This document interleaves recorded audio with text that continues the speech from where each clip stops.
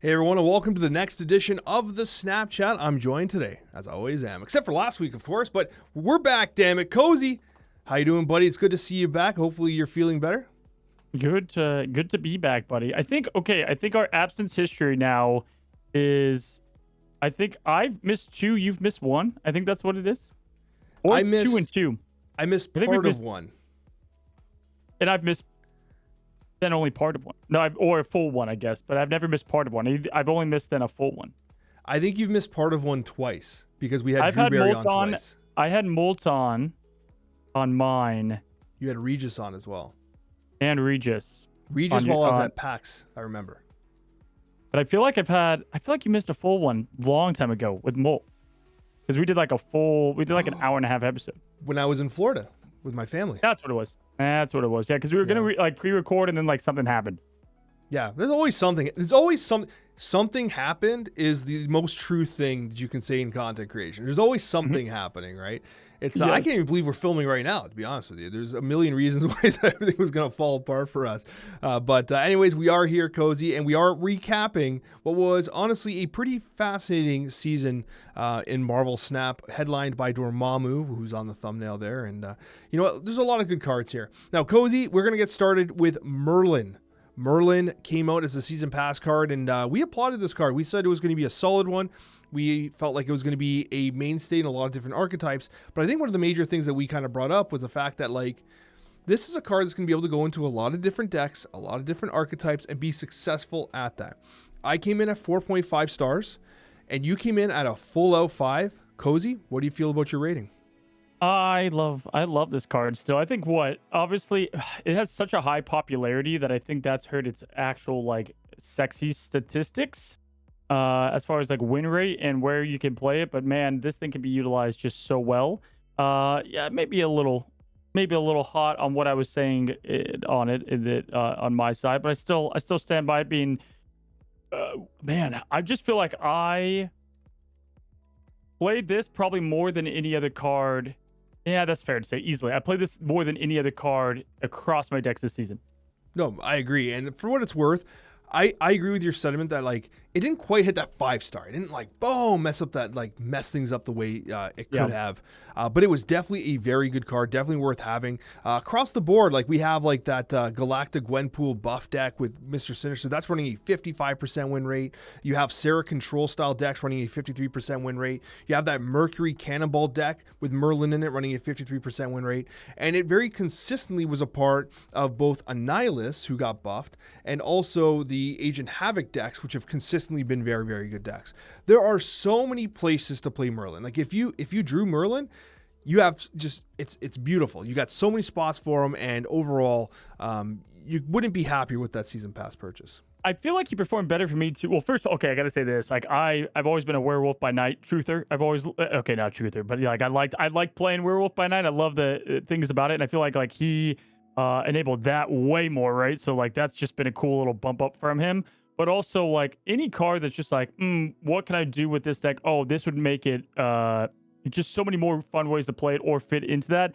Merlin does that well, and we're starting to get more of those cards. That's what makes it tough. And so then trying to evaluate, because I feel like it used to be, Alex, like when you had a card that was so super flexible, it was like an automatic almost 5-star card because there wasn't so many, and now we're just getting a plethora of them. So now it has to have that and some, right? Oh, I absolutely agree. Now, is there a particular skill that stands out for you as being like the top dog? Omniversal Presence, which replaces location and gives Merlin +2 power. You also do have Once in Future, which shuffles the lowest card power there and gives you +2 energy the next turn, or of course, Polymorph. Polymorph was my favorite, but Nightmare, obviously I liked Omniversal. So it depends on the deck, but Polymorph, like, dude, it's just too much fun. Polymorph was a ton of fun. It felt like it scammed me the way Cersei did often. I've got to tell you, Omniversal Presence. Listen, Cersei is such a scammer. Omniversal Presence felt like a very consistently like, oh, this is actually pretty useful here card. I almost never felt bad playing Omniversal Presence. The +2 power was great, and also location control and snap is great. The Scarlet Witch element of this was somewhat problematic at times, but overall, I liked the card a lot, and Once in Future was probably the weakest of them, although, of course, with the hood and whatnot, it was still solid, although you often want to polymorph the hood anyways. But yeah, Merlin, I would agree. Overall, an exceptionally good card. And Cozy, were we a little high on it? 4.5, 5 stars? Maybe, but I think this is going to be a card that ages well, especially as Second Dinner leans in on the skills as a whole. And that's going to take us to our next card, which is going to be Morgan Le Fay. Morgan Le Fay was one of those cards that on release didn't necessarily impress, right? You have win rates that were like the 50 percentile range, low 50s, high 40s. But then suddenly we've seen a couple brews start to shake up a little bit here, and things have started to get a little better. But Cozy, what are your thoughts on Morgan Le Fay? I think, dude, as we talked about it, we like kept trying to be like, I can see this situation or this one too. Dude, this card's not good. I mean, at least in my experience, I just like each time I played this, I was like, I'm trying so hard to make this thing do its thing and work well. I mean, what even with Dormammu, like I was yeah, I think what did I give this thing? Can you tell me? I think I gave it like a 3.5. Cozy, I think you might take an L on this one. You gave it 3.5 and I gave it a flat 3. Yeah. At 0.5 more than you. That feels like a mile when talking about this card. Yeah, this is I definitely missed on it. Definitely missed. Yeah. So yeah, you know what? I gotta tell you, to be honest with you, there are some cooks happening, and it took weeks to get there, where you're starting to see a little bit of promise with Morgan Le Fay. It's not quite there. Like, again, the best deck right now is like an Uncle Ben deck that's running a 50.3% win rate, but a positive cube rate overall. Everything else is awful. All the other decks are just horrible. So, yeah, she's definitely underimpressed, unfortunately. But it's a cool design. Is that one? I saw that the other day with like you have like Angel in there, Death. And it's just like trying to feed. Yeah. Makari. Yeah. That thing's I love if you like really started to cook up, you get a like 50% win rate deck. So that's not a good card. With that being said, though, I do like the design space it occupies. We have not seen it been able to successfully be used in discard. But Destroy looks like it has a spot for it. Now, I was hoping maybe there was a way to play Morgan and Dormammu together, but they seem like they're a little too expensive to be played together. Just they don't occupy it. You're not destroying quite enough to make it work make it worth it. So ultimately, yeah, Morgan Le Fay underperforming here. And when we talk about underperformance, I just typed 1 in. So Ancient One. The Ancient One, we actually, this is hilarious. I don't know if you remember this conversation, Cozy. You and I legitimately, like, talking about walking down a stairway. Like, we started at 4s, both of us at 4s. And then we talked ourselves down to 3s. And then we talked ourselves down into the 2 range, with you coming in a little higher than me at 2.5, and I came down to a flat 2. I don't remember you going out of 2. Man, I was higher than you, huh? I thought this was the card you liked, and I gassed it down and then got you down. I think then I ultimately fell under you even further.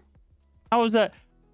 And then I was going to go back up to meet you at 4. Bro, you must have done a super swap, because I remember this one. I felt like I was for sure under you. What? Hold on now. I need the receipts. Yeah, either way, we could have said any of those numbers. We'd be wrong. Dude, this card alone is what gave me PTSD about Invisible Woman. I'm like 3-5, cool. Like, I know. Gotta be something here. Obviously, they've tried to help it out a little bit, and it still can work in some decks. But no, I don't like this card. I just don't like much about it. When I was testing this card, I found myself like, it was Tal Mandala. It was just too expensive. At the time, it was a 3. So just so you guys know, it obviously has been buffed. It got changed from a 3 to a 2. And anytime I had Quinjet on the board, I was like, you know what? This card actually kind of works. It's kind of doing the thing. It's not awful. Now with Quinjet, it's a 1. This should have been a 2-costed skill all along. They definitely went a little too high on it. Now it feels better, but honestly, I think this is a victim of the release schedule, where now people have not really gone back to cook with it. It wouldn't surprise me if we need like another ongoing release in the future where all of a sudden you're like, how about that Ancient One? The only challenge with her is that she's not an ongoing herself. And so because of that, you're putting a 3/5 non-ongoing, and you're trying to synergize with ongoing cards. And so like it almost alienates itself from a lot of the decks that want to just go all in on ongoing. You know what I mean? Yeah, between this and Clea, I felt like they're going to get better at evaluating skill cards and how to properly cost them.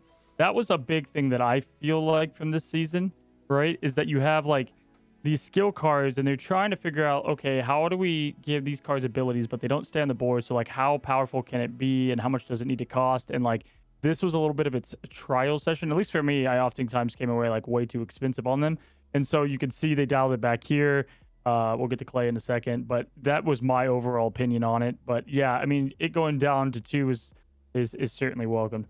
Yeah, no, 100%. And overall, I don't think that the decks have been performing particularly well. The top performing deck is running a 53.6% win rate, but a very low play rate. That is the Rhino Sarah deck, running things like Claw and Miss Marvel to try to make some magic happen with the Ancient One. It's a really cool cook. The idea of like having Rhino and the Rock and then Miss Marvel in the middle, and then you copy those into the Miss Marvel effect and then pump the sides. It's actually a really well-designed deck. But the Ancient One itself does still feel a little awkward there, and that's a deck that does not run the likes of a Quinjet, but instead has the Surge and other things like that. So a very interesting list, but not the meta shaker that some people might have hoped that the Ancient One was. And that is now going to take us to the card that I think was the most... This was the one that you and I really went to town with in terms of the arguments. You came in at 4.5. I came in at 2. I came in very low on Nightmare. Now, I don't know if... Listen, I know you're a busy guy. You're like literally casting. I heard Dara's side. I came back to hear the receipts. Dara's more on my side. I felt it. I love it. Dara, shout out to you, my guy. I should have just cut that whole section. I'm like, Dara's agreeing with Cozy. Cut it out. Cut it out. I had the power, Cozy. I could have cut it out. I could have controlled the messaging. Yes, so you and Dara definitely did agree that Nightmare was definitely better than the 2-star I gave it. Cozy, I also agree that it's better than the 2-star I gave it, as noted by my release review video where I said I loved Nightmare. And not just from a power standpoint. Let me be very clear about something. I think the power output of Nightmare has been good. I think the cube rates are good. You're talking about decks in like the 54% win rate with solid cube rates. It's a good card. But more important than that, it's so fun. I had so much fun playing this damn card. I cannot tell you that like that video was one of those ones where I was like, I loved playing Snap in a way that I didn't feel like I'd loved playing Snap in a long time. Yeah, it was like a new way to like come like, oh, it's just hard. You know, game's been out for so long. It's like, how many more really fun ways can you make these cards? And this was just one of them. And bringing life to cards like, again, Infinite and Giganto. Even like Agatha decks could utilize it and have fun with it, right? Like, it does feel like the more cards that you have, the better it gets too. Like when you get Starbrand, when you mix in Merlin, things like that. Like you need these to really help some of its consistency. But overall, because that was our thing with it, right? It was like, okay, if you don't get certain lines, how consistent will it be? Either way, like the problem with the Ancient One is it's like kind of fun, and I can't even say kind of good. Nightmare, it's like even if it was kind of good, it's maximum fun, and that's what you look for. You play Nightmare and you snap, and your opponent's like, bro, like I cannot stand. Like, I'm not staying. It's not worth it. Like I literally made someone kneel with Giganto. It was so beautiful. And then someone made me kneel with Giganto. Even like I had to kneel on the Starbrand. It's just like, sorry, not Starbrand, Infinite. And it's like, this craziness, dude. It's absolute craziness. And I'm here for that because like those are the plays where it's just like sometimes when you lose, you're like, dang it, I lost because of XYZ. And then sometimes you lose and you're just like, I 100% don't care. That was epic. It was just cool to lose 100%. That way. The only thing that I felt was awkward that I'm going to go on record saying I don't think Second Dinner actually tested or considered 100%. Maybe they did, but I think the interaction with skills was very weird. Like it probably shouldn't be hitting skills at all. I think that was like a bug. I 1000% agree. I thought that like because they keep changing like the language of it. 1000%. Was there any interactions you got where you're just like, okay, like that's fine? But this is what I was talking about. Like Starbrand went to Surfer, and I was like, it's neutral, whatever, but he's still 10 power. Like that's where it's like feels really good, and that's what I liked about it was the neutralness of him even. Yeah, and I mean like there's also huge winners in like Ebony Maw, which was a winner last month. I never got the Iron Man Iron Skull, but I got like Spider Woman and stuff like that, which is still cool. Like that's awesome, right? Like just getting rid of the effect's a huge win, right? And and the decks that ultimately did perform the best were the Sauron decks. I was hoping that we would cook outside of it, but statistically those were the ones that ultimately have done the best. And it's because you have multiple win conditions. You don't have to rely on drawing Nightmare, right? You have other ways to win. And even then, like Merlin, it's great with Nightmare, man. Yeah, You got like Merlin's a must. yeah, because you can run like Sentry, you can run Merlin, you could get the Nightmare, flip it, polymorph it, send it back to your hand for extra energy, whatever you want, right? So there was a lot of ways to cook around Nightmare. I was 100% wrong to doubt the card.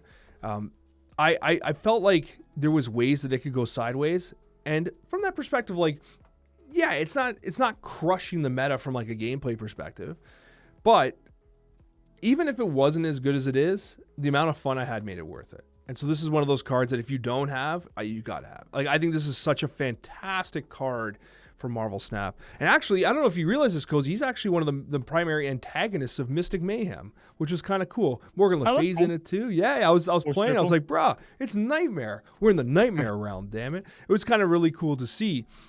Another card that's cool to see is your boy Dormammu. Now, this is probably the one that had the most excitement for the season, Cozy. Both of us came in at 4 stars. We agreed for a change, so that means I can't be wrong. That's how exciting is that? Dormammu, the 311, the 711, I should say. And I already made my joke about cooking hot dogs in his head. But 711, right? And you got those 3 summoning portals, the three rituals, as they say. Honestly, I really like this card. I did. Now, its power level was somewhat hit and miss. Like, I think that overall, Nightmare is a more powerful card. But what this did for the Destroy archetype was, I think, analogous to what happened to, like, Discard a while ago. Destroy's always primarily had, like, 1 or 2 ways to play it. Whereas with Discard, you had the Black Knight version, then you had the Dependable Discard, then you had the Bullseye Discard. This is giving a second identity to Destroy, which I actually really appreciated. And I like the card, and I'm just gonna go out on a limb here and say that even if the card underperforms and does not have the win rate that you would expect, I bet you because of the amount of people that got it, the excitement around the card, and the amount of design effort that the card took, this is such a buff candidate if it needs it. If it needs anything, it's gonna get it from Second Dinner. I think this is a card that's definitely worth having. Yeah, I think I said most of my points that I was going to say. I would say just the fact that it made Destroy less linear too is probably like one of the best things about it. I think day one, I was a little, I don't want to say let down, but I was like, it was cool. Like, I think what we've seen these giant big bads do, like, that's why we even went with a 4 without even being able to like theory craft it. It doesn't help either that this came out right with the Kid Omega stuff. So there's like, you had all that nonsense going on in the background. But either way, yes, I agree. It is super fun. I don't know if it will get buffed, because it does feel like it could warrant it at times, but I don't know if they'll give it to it. It's got lots of levers, like lots of dials that they can use to turn, right? And for me, what it was, honestly, it's the first summoning ritual. You have to get the wheel going. You got to get the momentum going. You got to destroy something. And this is what was the challenge. The other ones I felt like were totally fine. Like this one here, I think is like, it's basically like a Laufey, relatively. You can't really see, but it's only 1 cost. And then for 3, you're destroying 2 cards. You destroy Wolverine and Bucky Barnes. You're laughing. You know what I mean? Like this was just, it went right into the game plan. And my favorite part about this was often getting Dormammu out on turn 5. Like if I can get some blessed stuff happen, getting Dormammu out on turn 5, and then having like Null and Death in my hand, basically free almost. Beautiful. Dude, you love to see it.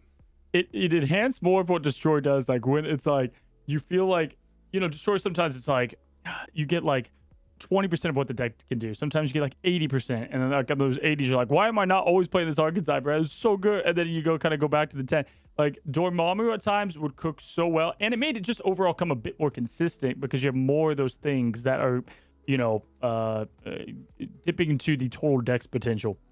And it's also the kind of card, again, we know nothing, but I feel like they could very easily be like, okay, we're not going to buff Dormammu, but not the Fantastic season, but maybe the season after that, maybe there's another card that wants to get destroyed early that just loves being in a Dormammu deck. You know what I mean? There's ways you can buff, like just like Starbrand came out, like Dormammu did, and Starbrand's like, yeah, it's good, it's doing okay. And then they changed the Sauron. All of a sudden, Starbrand's cracked, right? Same thing with Dormammu. Perhaps you just need an infusion of something to give it a little more juice. But yeah, overall, I came away impressed with Dormammu. It's power level under that of Nightmare, but still doing a pretty good job.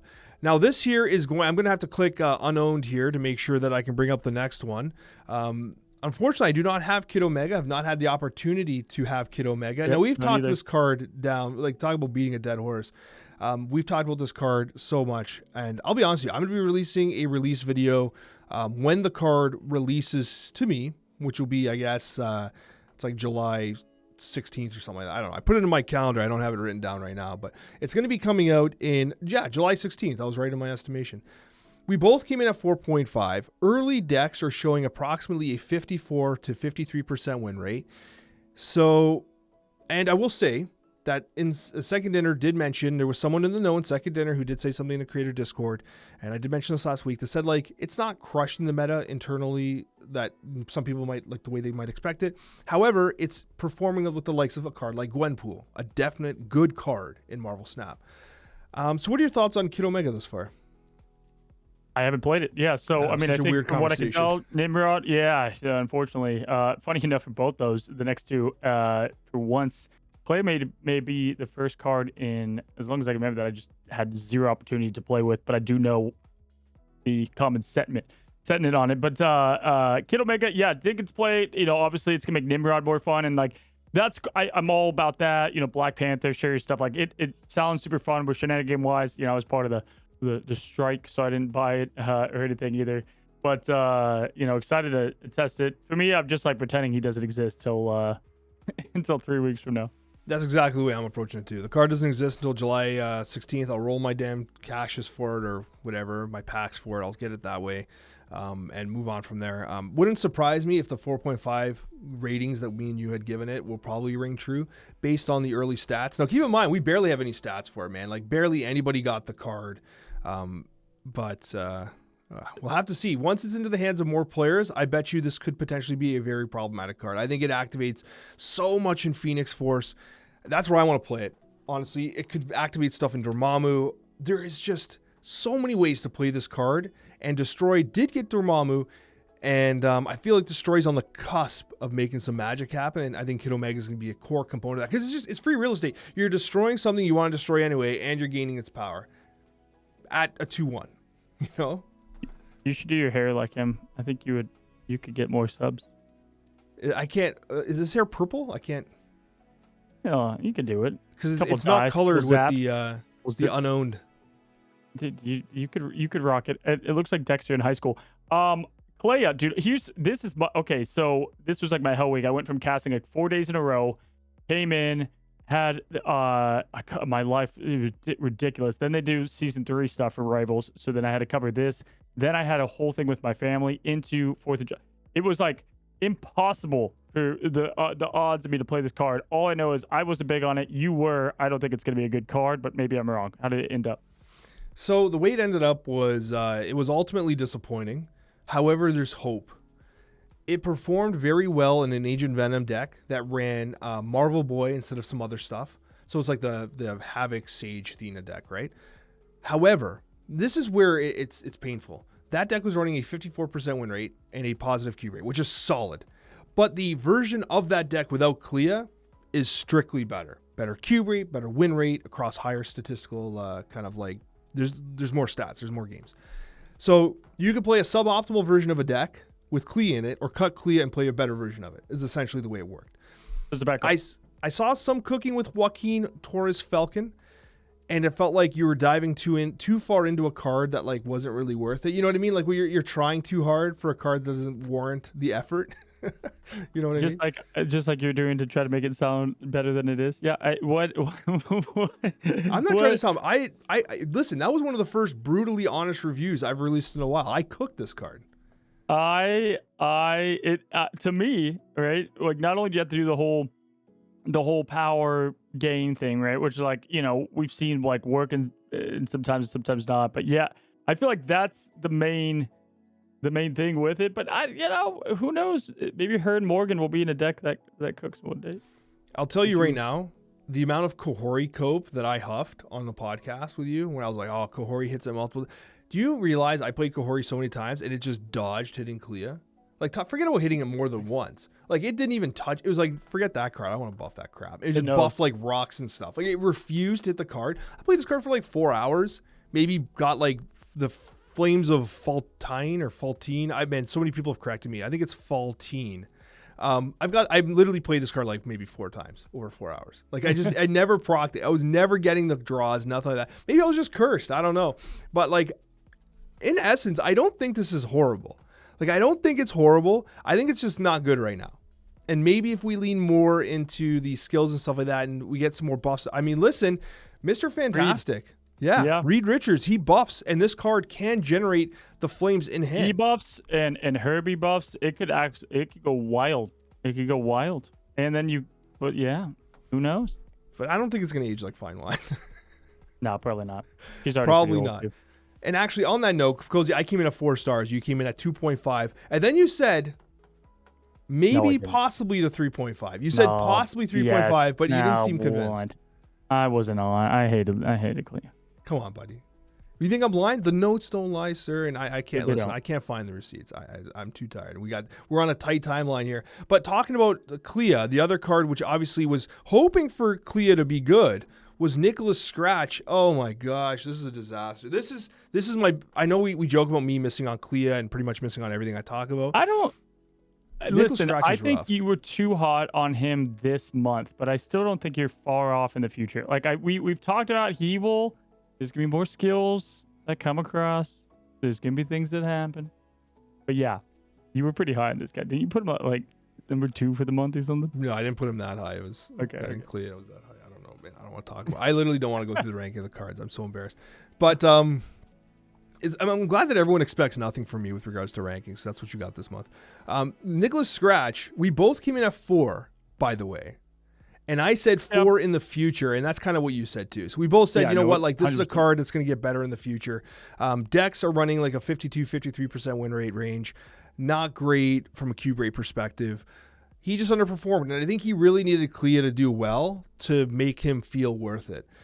And I think part of the reason why like I was high on Nicholas Scratch was because I felt like Clea would have been more impactful. And if Clea was more impactful, and if the skills are more impactful, and if Astral Projection we're going to talk about next is more impactful, then suddenly you have a realm where Nicholas Scratch can get better. You know what I mean? It's like you almost saw like it's like your fantasy football team. You draft all the cards. You got Clea. You have Astral Project. You have all these cards. You're like, man, Nicholas Scratch is going to pop off. He's got the O-line. He's got everything he needs. And then he just gets out there and he just keeps fumbling the ball. You're like, why is Nicholas Scratch fumbling? Well, it's because Clea's the quarterback and she's always throwing picks. And it's like, Astral Projection, it's just disappearing and it's irrelevant. You know what I mean? The kicker's missing field goals. Yeah, you like that? Metaphor. I liked it. That was good. I like also, it's like, if all these cards from 2-star to 5-star, then this card would also be a good card as well. But yes, give him time. Give him time. Yeah, so anyways, Nicholas Scratch did miss the mark this month, but perhaps he can do better. I will ask this. I don't know if you know this, but is Nicholas Scratch have any... Isn't the name of Agatha's cat Scratches? Does they have any sort of... Like, did he get turned into the cat or something? There's a callback to it, 100%, yes.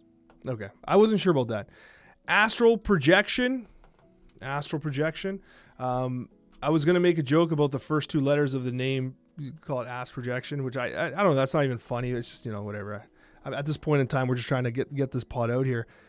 I came in at 1.5 to 2 stars. I thought it was pretty bad. You never rated it because you were under the weather. Oh, I was like, dude, I don't remember talking about this card. I think I covered what I said at the beginning, though. I think that all the skill cards that came out are them testing the waters with skill cards in general and where they should cost and what it should do for not being a card there.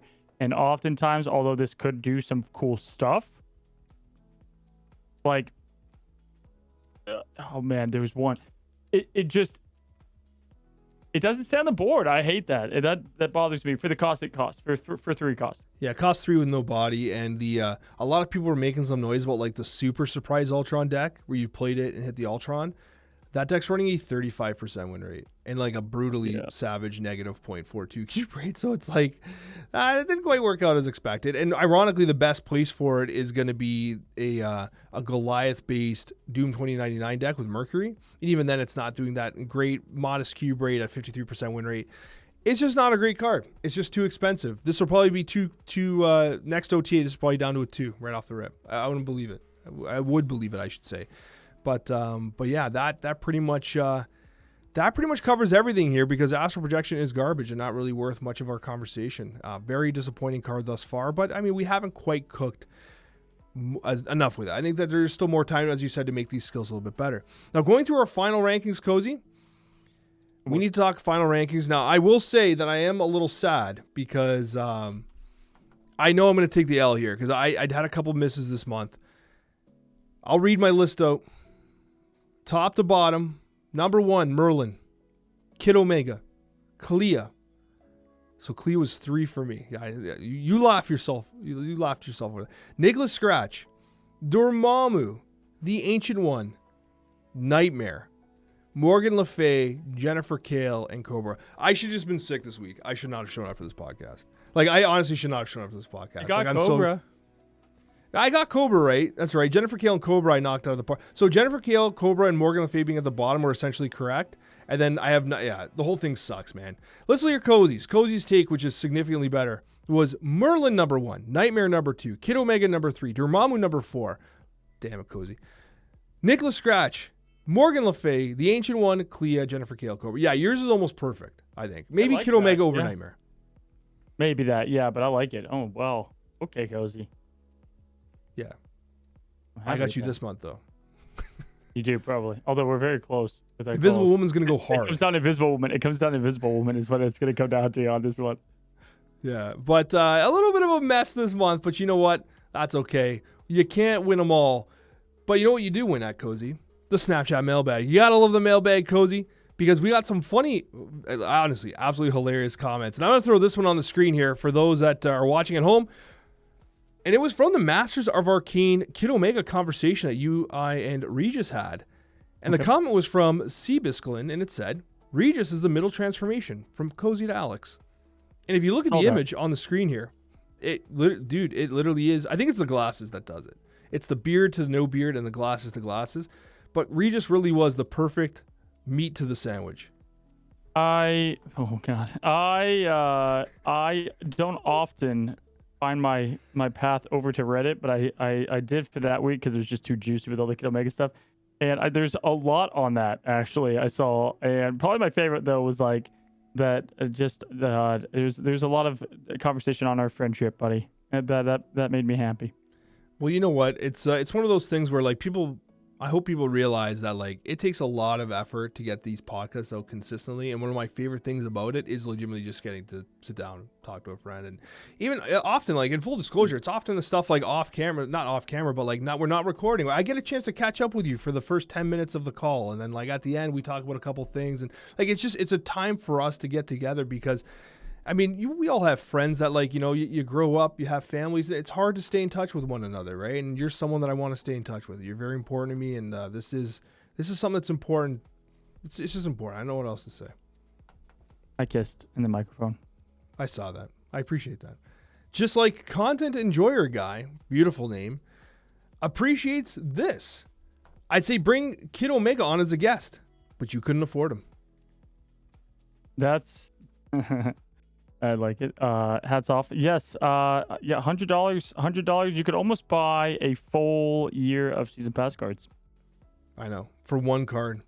The Kid Omega pricing. You know, we should almost record an entire hour and 20-minute podcast about Kid Omega. I can't even talk about Kid Omega anymore. I just really don't. I don't even have the card. I will play it eventually. But Content Enjoyer Guy, that was a very high quality joke. We certainly appreciate it. As we move on to our next question from De Border. I think that's how you'd say that name. I don't know. I'm not reading anything anymore. My favorite Nightmare moment was a Red Skull turned into Black Panther on 5. Into an Infonaut turned into Arnim Zola, turn 6. So fun. Dude, I would have loved to have a highlight reel of like the best Nightmare moments from that week. There's probably some nuts stuff out there. I know. Even like, honestly, like Black Panther, Red Skull is pretty awesome, but just like Iron Man into Red Skull. And then Zolaing that. Infinite Zola is absolutely insane. That is legitimately so crazy. That's pretty funny. Man. That's wild. But yeah, that worked out well. And it's honestly the reason why I love Nightmare as well. It's probably my favorite card of the season. Like, honestly, as much as I like Merlin, I thought Dormammu was cool. The amount of fun I had playing Nightmare was peak Marvel Snap for me. And then Okrion. Wow, Okrion came at me hard. Not to be a corporalist jerk, but why does no one challenge Alex's assumption that free-to-play players should expect to be collection complete? That doesn't seem like a realistic expectation to me. Alex's complaints about extra cards always boil down to, but everyone has to be able to get all the cards. I'm not buying it. I want the game to remain solvent. Just trying to call this lot out there or what? Well, what I'm saying is I think it's a very fair assessment of like it's one of those, first of all, there's sometimes as content creators, we talk and we say things and then people like take them in a different direction than our intention. I don't actually believe that free-to-play players should or are entitled to being completely collection complete all the time. But I do believe that this statement is functionally correct. I think that it is important to recognize that if you're playing a game free-to-play, that there are concessions you have to give. It's only fair that you do have expectations that maybe you aren't getting every single card. But I do think that free-to-play players should have a positive experience in the game. They're important to the health of the game, absolutely. Just like whales are important to the health of the game, the free-to-play players are important as well. Where I start to disagree with these types of statements is where I think that season pass owners should feel like they're getting a legitimate amount of value. Should a season pass owner be able to remain collection complete? That's a question that I ask you guys. I don't have the answer to. I ask you. Should someone who buys a season pass be able to remain collection complete? That's fair. Is $120 enough a year to get every card if you put your time into it too? That's a good discussion point for another time. Last question of the week comes from Risen, and it says, "Fantastic episode. Thank you guys. I like Dara. But this really made me realize how much I enjoy Cozy and Alex's small talk about kids scratching cars, no pants in a club, and finally watching Daredevil, LOL. Love you guys." Saw that. Love that. I saw two takes. I saw that one, and I saw that it felt like this one was more snap-oriented, which you come for one, you come for... you could get more random conversation about suntans, or you could get... when you have two streamers, I don't stream the game, guys, so that's an obvious. So yeah, does Alex and Dara play more than me? That's a hell yes. But pick your poison on that one. But I don't think we've ever touted ourselves as the two snap lords of knowledge over here. Maybe other things, but yeah, buddy, it's always that's what I come for. The dessert's the snack, but the main course is Alex.